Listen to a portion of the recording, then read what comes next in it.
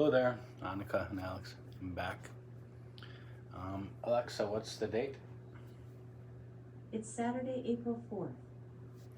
All right, we're back for another chapter of, hi Basil, what are you doing? Adventure in the Night, chapter 5 of The Mouse and the Motorcycle. Basil's back. He likes the stories too. I hope you guys are doing good. I miss you and love you very much. Come on up here, honey. Getting big. He's a big guy. I like story time though. Little buddy. Little buddy. Just snuggle with him.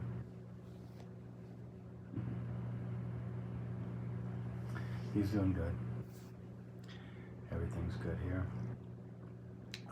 Anyway, it's chapter 5, Mouse and the Motorcycle. Alexa, what time is it? The time is 10:55 a.m. All right. Chapter 5, Adventure in the Night. There's a little picture of Ralph right outside the hotel door on his motorcycle. Looks like the cat's gonna knock the phone over here. When Ralph had mastered riding the motorcycle on the threadbare carpet, he went bumping over the roses on the less worn parts under the dresser and the bedside table. That was fun too. Hey, whispered the boy, come on out here where I can see you. Ralph shot out into the moonlight where he stopped, sitting jauntily on the motorcycle with one foot resting on the floor. Say, he said, how about letting me take her out in the hall? You know, just for, Basil, get down, get down. How about letting me take her out for a spin in the hall? You know, just for a little spin to see how fast she'll go. Promise you'll bring it back, Keith said. Scout's honor, answered Ralph, who had picked up many expressions from children who had stayed in 215. Okay, I'll tell you what, said Keith. You can use it at night, and I'll use it in the daytime. I'll leave the door open an inch so you can get in. That way you can ride it up and down the hallway at night. Can I really? This was more than Ralph had hoped for. Where do you want me to park it when I come in? He said. Someplace where the maid won't step on it, answered the boy. That's easy, under the bed. She practically never cleans under the bed. Yes, I know, agreed Keith. I looked. There are a lot of dust mice back there. Please, Ralph was pained. Oh, sorry, said the boy. That's what my mother calls bunches of dusty fluff under the bed. Dust mice. My mother doesn't, said Ralph. Now how about opening the door? The boy put his hand on the doorknob. You won't let anything happen to my motorcycle, will you? He asked. You know I wouldn't let anything happen to a beauty like this. See that you don't, and don't stay out too late. The boy opened the door and permitted Ralph to putt out in the dim light of the hall. Ralph had a scary feeling he was on the threshold of adventure. There were no beds or chairs for him to dart under in case of danger. The floor creaked. Someone was snoring in room 214 across the hall. Outside in the pines, an owl hooted, sending prickles up Ralph's spine. Ralph controlled the trembling of his paws while he hesitated outside the door to consider the possibility of the hall, which was carpeted down the center, leaving two smooth highways of bare floor on either side along the baseboards. It did not take Ralph long to decide what to do. He picked up his tail, took a deep breath, bent low over the handlebars, flattened his ears, and sped down the straightaway as fast as the motorcycle would go. He could feel his whiskers swept back by the force of the speed. It was glorious. Ralph had never ventured so far from home before. The old wooden hotel, cooling in the night air, snapped and creaked, but Ralph was brave. He was riding a motorcycle. He passed room 213 and ran out of breath. Let momentum carry him past another noisy snorer in room 211, on down the hall to the elevator. The mysterious elevator that carried people to that wonderful place Ralph had heard so much about, the ground floor. When Ralph came to the stairs, he stopped to look down, knowing it was impossible to ride a motorcycle down the stairs, and at the same time wishing he could see for himself the wonders that lay below. He sniffed the air, and it seemed to him that he could smell strange foods that he had heard about: cinnamon buns with sticky frosting, turkey stuffing, and pancakes with maple syrup. A ray of moonlight from the window glinted on the glassy eye of the mountain mounted deer's head over the stair landing and startled Ralph, sending him off down the hall, past the broom closet and the linen room, to the end of the hall where he executed a sharp turn and started back. There's Ralph sitting at the top of the steps, thinking about it. Don't do it, brother. Exhilarated by speed, Ralph raced up and down. Once he heard some people getting out of the elevator, and he had to duck behind the curtain of the window at the end of the hall. Toward midnight, he passed his Aunt Sissy scurrying along the baseboard. He waved and nearly lost control of the motorcycle. Aunt Sissy stopped to stare while Ralph rode on, feeling pleased with himself and at the same time sorry for Aunt Sissy, poor frightened thing, with only her feet to carry her from one crumb to the next. Up and down the hall raced Ralph until, after an especially noisy burst of speed outside room 211, he was startled to hear a dog bark inside the room. Now it was Ralph's turn to be frightened. Oh, he thought, I better be careful. If there was one thing Ralph disliked, it was people who traveled with dogs. That's the washer in the background, washing some clothes. I better be careful. If there was one thing Ralph disliked, it was people who traveled with dogs. Dogs always sniffed around where they had no business sniffing.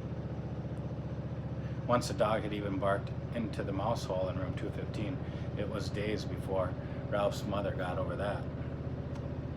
Ralph heard something moving around inside room 211, and looking back over his shoulder, he saw the door open and a tousled man in a bathrobe and slippers appeared to be carrying a little terrier. The man looked across and sleepy as he started down the hall toward the elevator with his dog. He was walking straight towards Ralph.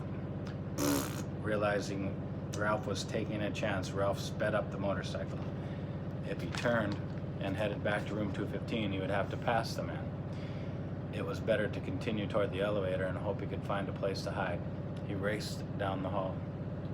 The wild barks of the little terrier told Ralph that he had been seen by the dog, if not by the man. Shut up, muttered the man to his dog. I'm going to walk you, and I don't have to wake up the whole hotel. Ralph reached the elevator where he drove around behind the ashtray on a stand behind the door. He stopped and waited, tensed and frightened.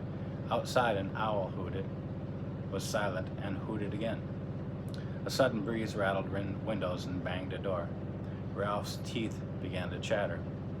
The dog whimpered, but the man walked straight past Ralph, pushed a button, and in a moment stepped into the elevator.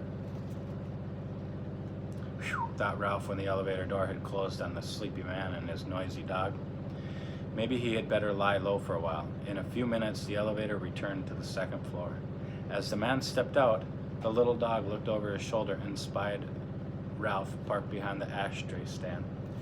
Because the dog was captive and he was free, Ralph could not resist sticking out his tongue and waggling his paws in his ears, a gesture he had learned from children in room 215, and he knew was sure to arouse anger. Let me at him, barked the little terrier. Cut it out, grumbled the man, fumbling for the doorknob of room 211, while Ralph, a daredevil now, rode in a giddy circle around the ashtray stand. He had a feeling of cockiness he had never known before. Who said mice were timid? Ha!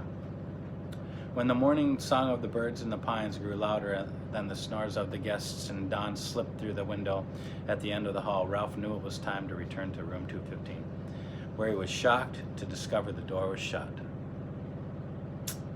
Only then did he recall the draft in the night and the slam of a door. He got off the motorcycle and pounded on the door with his fist, but the sleeping boy couldn't hear a mouse beating on the door. Ralph knew from experience that he could flatten himself out and crawl under the door of room 215, but there was no way that he could get the motorcycle through the crack, not even by laying it on its side and pushing. The handlebars were too wide. Ralph dismounted from the motorcycle, sat down and leaned back against the baseboard, prepared to guard the motorcycle until Keith awoke and discovered the door blown shut. He was tired after a night of such great excitement and full of dreams. Now that he had seen the hall, he could no longer be satisfied with room 215. It was not enough. He longed to see the rest of the world in the dining room and the kitchen and the storeroom and the garbage cans out back. He wanted to see the game room where he had been told grown-up people have played games with cards, balls, and paddles. He wanted to go outdoors and brave the owls to hunt for seeds. Ralph, a growing mouse who needed rest, dozed off against the baseboard beside the motorcycle. After the experiences of this night, he would never be the same mouse again. The next thing Ralph knew, Matt, the bellboy, was standing over him. "Aren't you out pretty late?" Matt asked, causing Ralph to jump to his feet, even though he was not entirely awake. "You should have been in bed a long time ago, but I suppose you were out until all hours, speeding up and down on that motorcycle." Ralph had seen Matt many times, but this was the first time the old man had spoken to him. He was astonished to discover they spoke the same language. Even so, Ralph stood in front of the motorcycle. Anyone who tried to take it away from him would have to fight Ralph first. "Nice little machine you got there," remarked Matt. "Kind of wish I was young enough to ride that one myself. Must be fun, speeding along and making all that noise." Ralph realized that Matt was a friend. "Say," he began, "how about helping a fellow out?" "Sure, Matt. What can I do for you?" "Open that door a crack just enough so I can ride through. I promised the boy I would park his motorcycle under the bed." "Good place," said Matt. "The maid never cleans there if she can help it." Very quietly, he turned the knob and opened the door just enough for Ralph to drive through. Ralph bumped over the edge of the carpet, swung out around the wastebasket and bedside table, and was about to drive under the bed when, "Eek!" screamed the boy's mother, who was standing in the doorway between 2:15 and 2:16 in her bathrobe. "A mouse!" Ralph put on a burst of speed and shot under the bed. "Where?" asked the boy's father, coming in from room 216. "Under the bed." "I'll look, Mom," said the boy, jumping out of bed. Keith's face appeared under the lifted edge of the bedspread where Ralph sat trembling on the motorcycle. The boy held out his hand and beckoned. Ralph understood. He dismounted and ran up the boy's arm and inside the sleeve of his pajamas until he came to the crook of his elbow, where he waited shivering to see what would happen next. Down at the end of his sleeve, he could see the boy's fingers close around the motorcycle. Then he felt himself being lifted as the boy rose from his hands. There's a little picture of him. "It's just my motorcycle," Keith said. "Yes, that's it," agreed his mother. The door opened and the mouse rode in. The boy's father began to laugh. "You are still dreaming, but I'm positive," insisted the boy's mother, "that you saw a mouse on a little red motorcycle?" finished the boy's father, and laughed even harder. "You make it sound so ridiculous, objected the mother.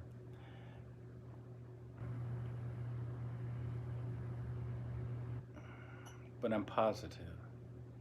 "You make it sound so ridiculous, objected the mother. "Well," the father snorted with laughter. "Well, perhaps I was dreaming," admitted the mother reluctantly. "But I know I saw a mouse. I'm positive, and I'm going to report it to the management. I knew the minute we moved into this spooky old place that it had mice." "Now I've done it," thought Ralph inside the pajama sleeve. That's the end of chapter 5. The next chapter, there he is jumping off of Ralph's hand, or Mike, or whatever his name is, the boy's name. We'll be doing chapter 6 next time. I hope you guys are doing good. I'm doing fine here at home. I miss you. I love you very much.